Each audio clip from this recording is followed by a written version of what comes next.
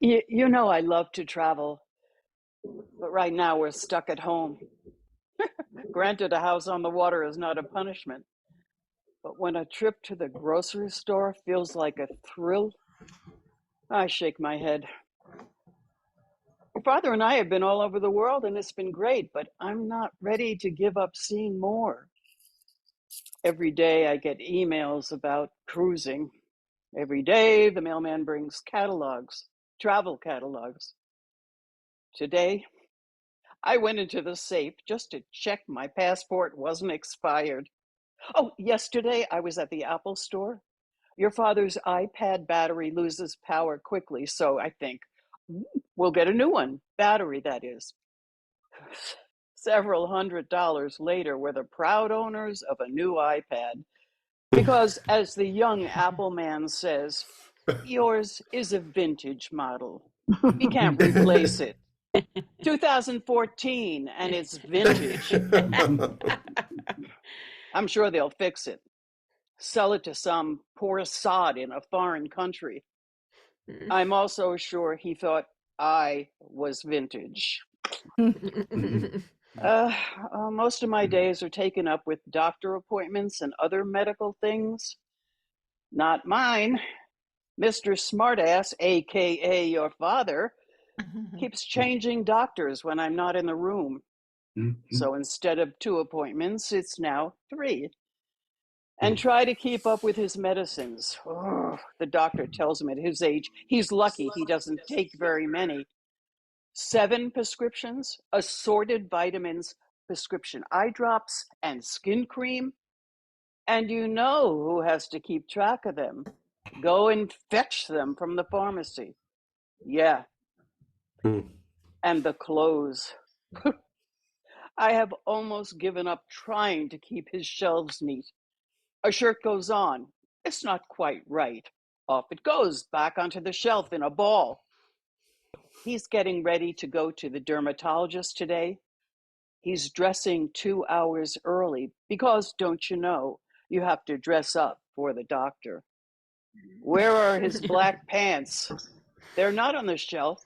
We pull out every pair looking for the black pants, and then they all get refolded.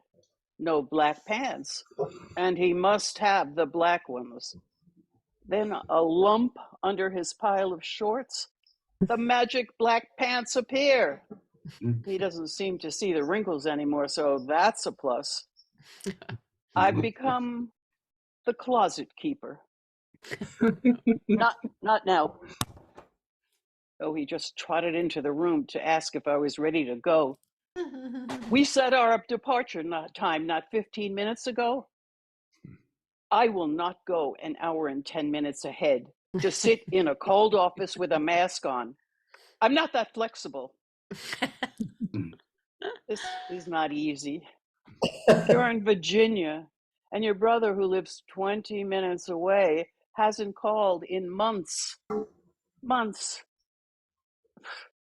I don't know how some women do it. Loving and kind. I'm about to tear my hair out. I've turned into a shrew. It's impossible to get things done because I'm interrupted all the time. And because he mumbles due to a stroke and I'm hard of hearing, it's always me running to the next room. There I find out it's not an emergency, but some mundane question he needs to ask. At that very minute, I miss the man I've lived with for so long. Maybe you don't think about death, but I do. Many times a day. Sometimes I count the possible years until my probable death. Other times I weep, thinking that if I make it to my grandchildren's weddings, I'll be so old that everyone will marvel about my age and forget that I might have something interesting to say. Oh. No wonder people don't want to acknowledge aging. It's a downhill slide into a dark pit. But I'm keeping my head up, not giving in to depression, not me. I've got Too much to do. But for God's sake, I could use some damn help and 5 minutes to myself.